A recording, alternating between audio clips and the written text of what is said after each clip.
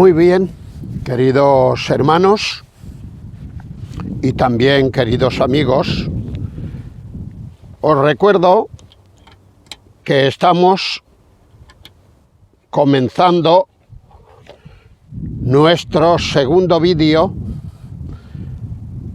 con el tema piedad y contentamiento. Piedad y contentamiento.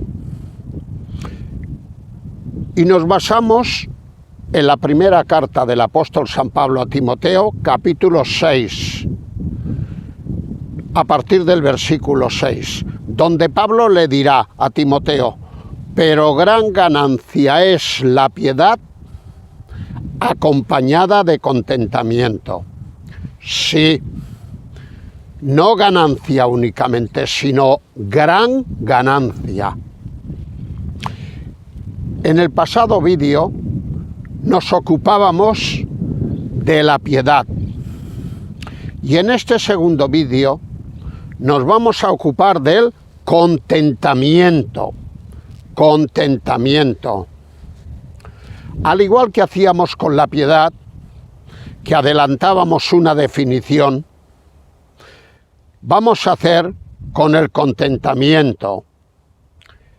Y si tuviéramos que hacer una definición, personalmente yo diría que el contentamiento no es conformismo obligado. Tampoco es resignación impotente. No queda más remedio.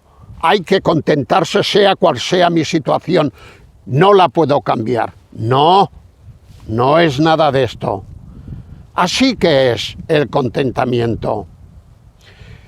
El contentamiento, entiendo yo, que se ejemplifica a las mil maravillas en el mismo proceder de Moisés, de nuestro patriarca Moisés, a la hora de elegir el rumbo de su vida. El rumbo de su vida. Vamos a leerlo muy rápidamente. Carta a los Hebreos, capítulo 11 y versículo 24 al 27. Aquí el autor de esta carta, acerca de Moisés, dirá que Moisés rehusó llamarse hijo de la hija de Faraón. Cuidado, que la hija de Faraón lo había ahijado cuando fue salvado de las aguas. Y lo que le esperaba a Moisés, de no haber renunciado aquí, hubiera sido el trono cuando hubiera muerto el Faraón del momento. Pues no. Dice que Moisés rehusó llamarse hijo de la hija de Faraón. ¿Y entonces qué es lo que hizo? Pues lo que hizo viene a continuación. Escogió antes ser maltratado con el pueblo de Dios que gozar de los deleites temporales del pecado, teniendo por mayores riquezas el vituperio de Cristo que los tesoros de los egipcios, que el palacio. Y no olvidemos que en este momento Egipto era la primera potencia mundial. ¿Y eso por qué? Porque tenía puesta la mirada en el galardón, en la recompensa, en el reconocimiento por parte de Dios, en el premio por parte de Dios.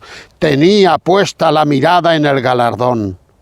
Y concluye esta porción diciendo: por la fe dejó Egipto. Por la fe dejó Egipto. Menuda elección la de Moisés. Menuda elección. De alguna manera, y aunque no aparezca la palabra contentamiento, pero la idea sí que ha aparecido. Y además varias veces, varias veces. El verdadero contentamiento, entiendo yo, que se refiere a estar satisfecho y contentado, sea la que sea nuestra situación personal, Os lo vuelvo a ejemplificar. Ahora no ya en la persona de Moisés, sino en la persona del apóstol San Pablo. El apóstol San Pablo. Leemos en Filipenses capítulo 4 y versículo 11 al 13. Y quiero destacar una cosa. Cuando Pablo escribe estas palabras, él no está en ningún palacio. Él está en una cárcel. Él está preso en Roma. Y en una cárcel no se pasa demasiado bien. Todos lo sabéis. Pues él desde esta cárcel, y sin saber si algún día sería librado de la muerte o pasaría por la muerte, escribe a los filipenses lo siguiente. Dice: he aprendido a contentarme cualquiera que sea mi situación, incluso la de una cárcel.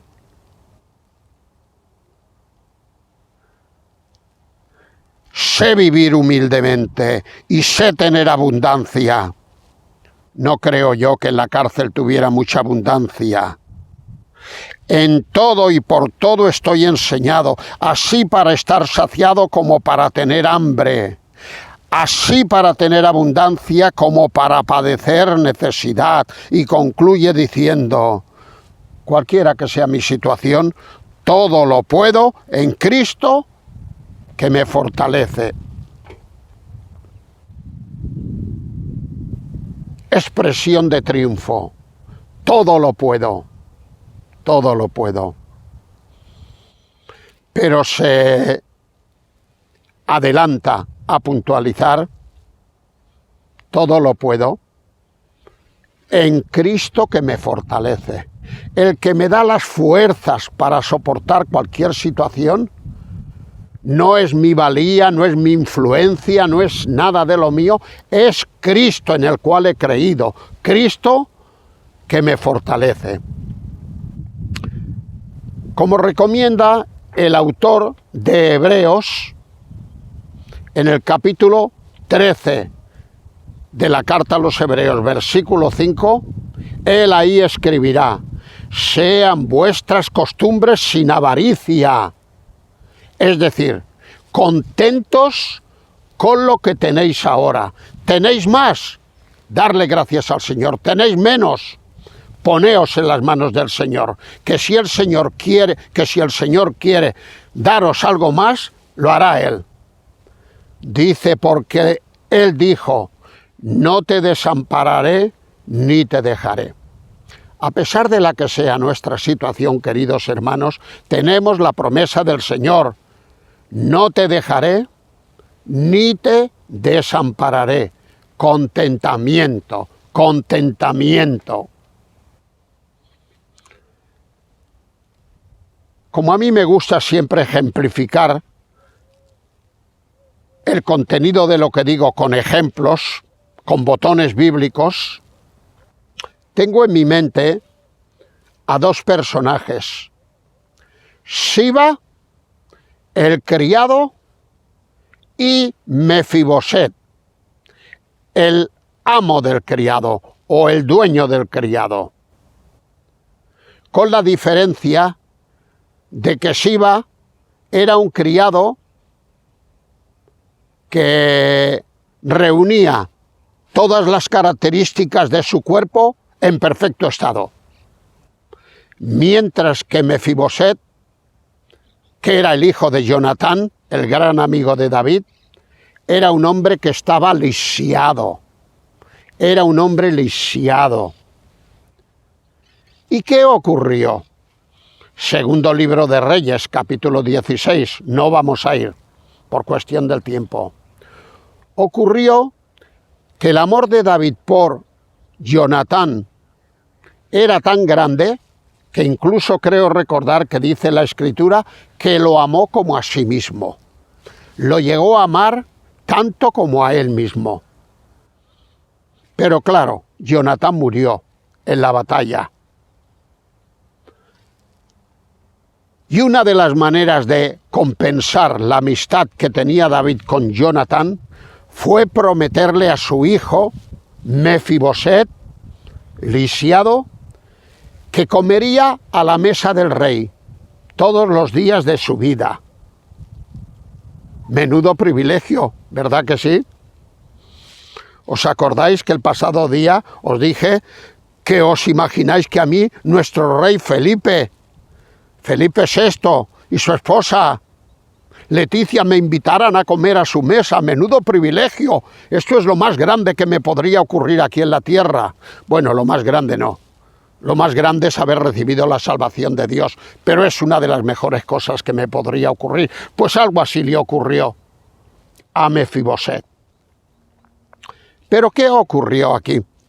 Ocurrió que el malvado hijo Absalón se sublevó contra David, juró que lo mataría, y David tuvo que huir por el torrente de Cedrón con todos sus leales. Y cuando pasaba entre las gentes, pues cada uno o bien lo aplaudía si estaba contento de su reinado, o bien lo criticaba si estaba en desacuerdo, como era, creo que recordar, Simei. Pues bien, este Siba, criado de Mefiboset, se fue hasta David. Creo que iba con un asno. Llevaba el asno lleno de víveres, llevaba odres de vino, llevaba, creo que pasas, llevaba de todo. Y le sale al paso para darle todo esto para el camino, para cuando estuvieran cansados David y sus hombres. Y David, con toda lógica, le pregunta a Siba: ¿pero dónde está tu amo, tu dueño? ¿Dónde está Mefiboset? Después de tenerlo a mi mesa y después de darle tantos privilegios, ahora que es el momento de demostrar su agradecimiento, ¿dónde está? ¿Por qué has venido tú? Y él se inventa un ardid, se inventa una mentira para conseguir lo que quería del rey. Dice: bueno, cuando nos enteramos que tú huías, Mefiboset me dijo: hoy me ha entregado el reino en mi poder. El reino era de mi padre.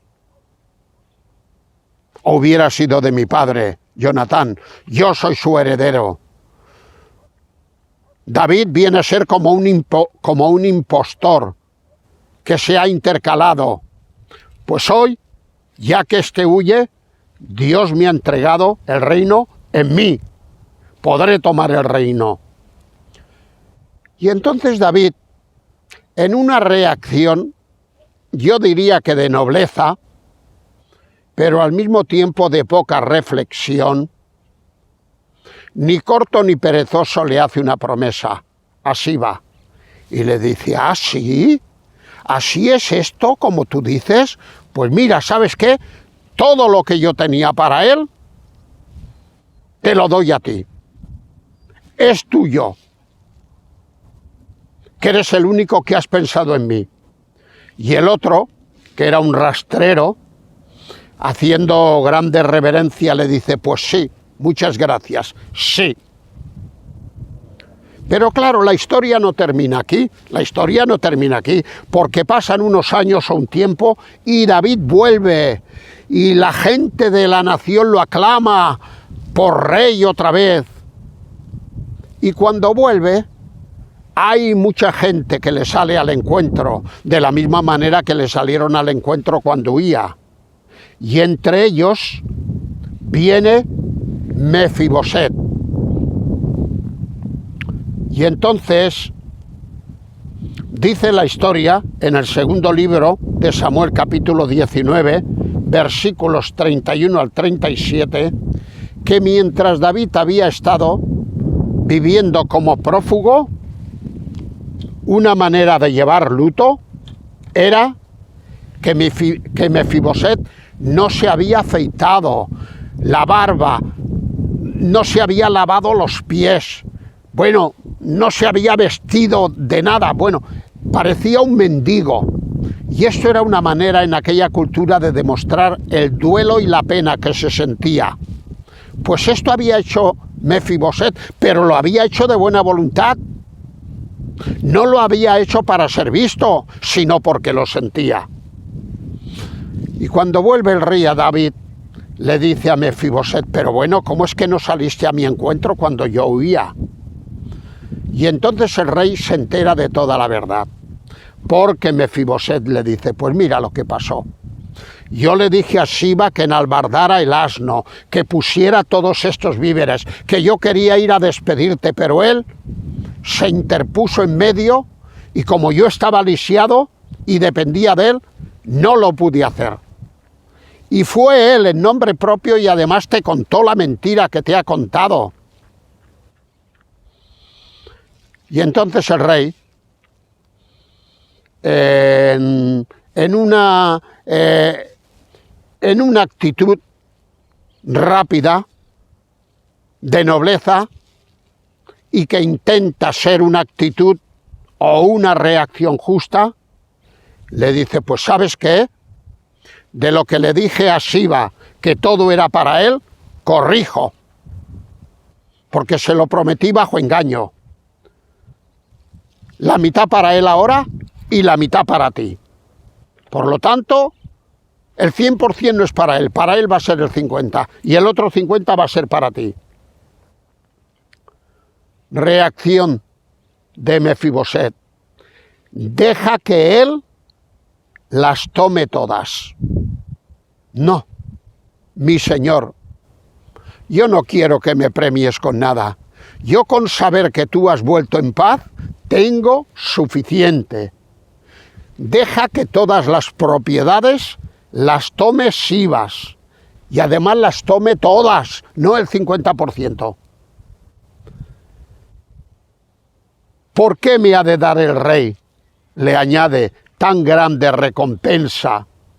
¿Por qué me ha de dar el rey tan grande recompensa? Bueno, esto creo que lo dice Barzilai también, que era otro también, que David le promete a Barzilai un montón de cosas y Barzilai le dice, no, ¿por qué me ha de dar a mí el rey tan grande recompensa? Que se lo dé a mi hijo, a Quimán.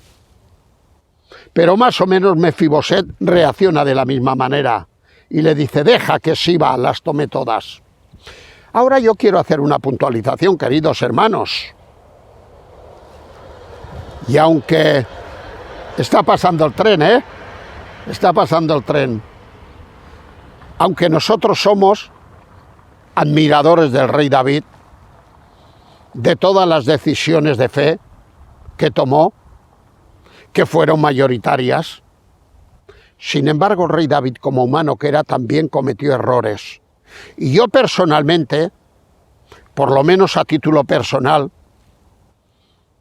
y al igual que yo, que no soy nada ni represento nada, grandes teólogos lo ven de la misma manera. Yo creo que aquí David no tomó la decisión correcta. David tenía que haber sido más valiente. Le sobró diplomacia aquí. Y tenía que haber llamado a Siba y haberle cantado las 40 y haberle dicho, malvado, me engañaste, me mentiste, todo lo que te di te lo quito y se lo doy al que le corresponde, a Mefiboset. Sin embargo, David no hizo eso. Reaccionó con una respuesta política. Y queridos hermanos, las respuestas políticas pueden a corto plazo ser las mejores o las más oportunas o las que dejan el patio en paz, pero a la larga no son las mejores. Hay que ser valientes cuando estamos convencidos de algo y decir las cosas como son, guste a unos o no les guste. Y cierro esta puntualización de tipo personal. Contentamiento. Estamos viendo algo acerca del contentamiento. Queridos hermanos, el secreto del contentamiento entiendo yo que es darse cuenta de que la vida nuestra es un regalo de Dios. No es un derecho, porque a veces pensamos de que nosotros tenemos derecho a esto, y a esto, y a esto, y a esto. Y nosotros no tenemos derecho a nada. La vida nos la dio Dios, y la vida nos la puede quitar cuando quiera. Y nosotros no tenemos derecho a nada. Que tenemos posesiones, mejor. Que las hemos amasado de una manera legal, mejor. Mucho mejor. Pero la vida no es un derecho, ni mucho menos. Así pues, el contentamiento no es obtener lo que deseamos, no es conseguir todos nuestros logros, más bien es estar satisfechos con lo que tenemos, Esto es el contentamiento.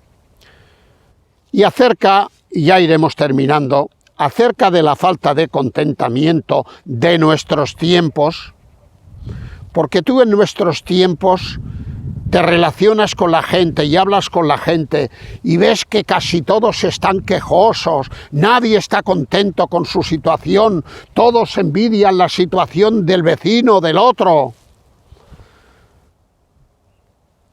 El contentamiento, o mejor dicho, la falta de contentamiento de nuestros tiempos, solo nos hace falta observar las consultas de los psicólogos y de los psiquiatras para darnos cuenta de que el hombre de nuestros días no acepta su situación actual.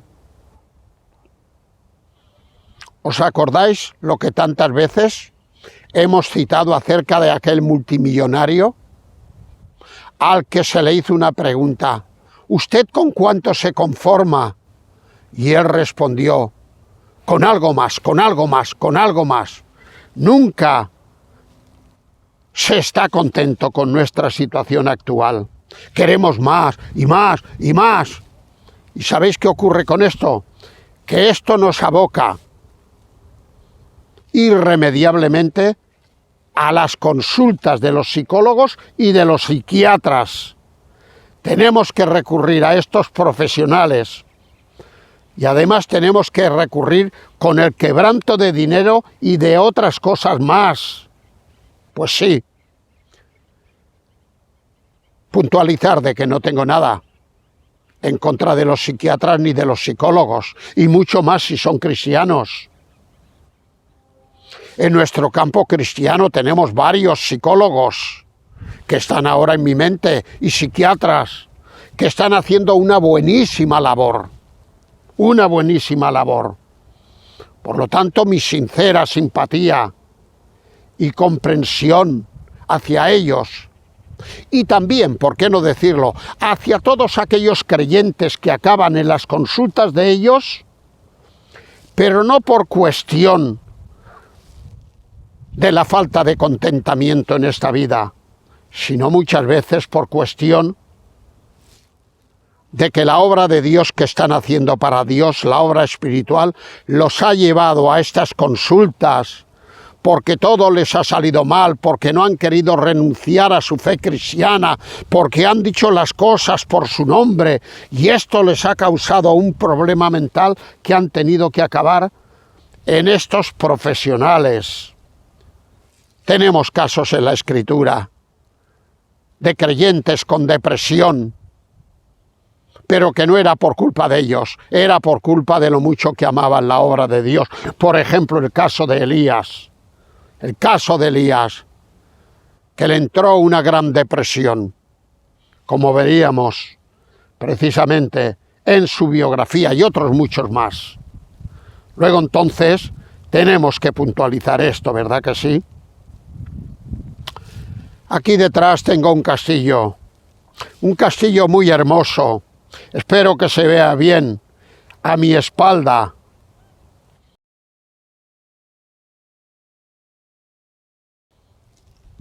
Hay muchos creyentes que ni con este castillo se conformarían, todavía querrían más, ni con otras casas que son casas muy pudientes.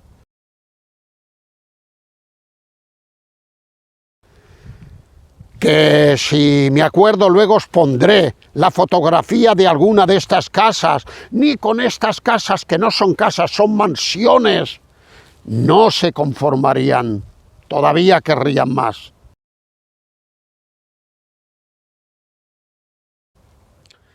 Y finalmente, y ahora ya sí que terminamos, alguien ha dicho que los sentimientos de culpa tienen que ver con el pasado. Otra vez pasa el tren. El afán tiene que ver con el futuro, mientras que el contentamiento disfruta el presente. ¡Qué razón, qué razón! No sé quién acuñaría esta frase, pero la vuelvo a repetir. Los sentimientos de culpa. Esto tiene que ver con el pasado. El afán, más, yo quiero más, tiene que ver con el futuro. Mientras que el contentamiento del que nos hemos ocupado en este vídeo disfruta el presente, se conforma con lo que Dios le ha dado y le da gracias a Dios. Gracias, como a continuación le voy a dar yo también en esta oración final. Y quedamos a las puertas del próximo vídeo, que será el tercero, con el tema de piedad y contentamiento.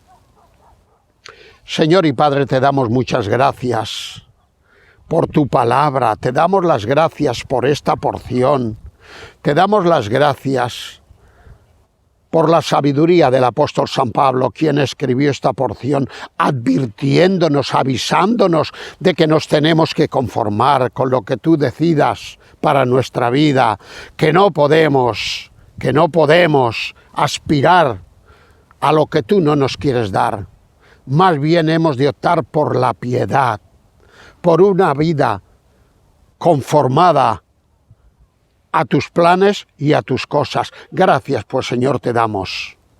Y ahora yo te pido que tú bendigas este vídeo, que ilumines las mentes de todos aquellos creyentes que estén viviendo y estén aspirando a cosas que tú no quieres darles, y que se den cuenta que esto solo les va a conducir a su ruina espiritual. Y que bendigas también a todos aquellos amigos que estén viendo este vídeo, para que no pongan la esperanza en las cosas de aquí, que son pasajeras, sino que pongan la esperanza en ti, en tus cosas y en la persona del Señor Jesucristo. Muchas gracias por todo ello. Te las damos en el nombre del Señor Jesucristo. Amén.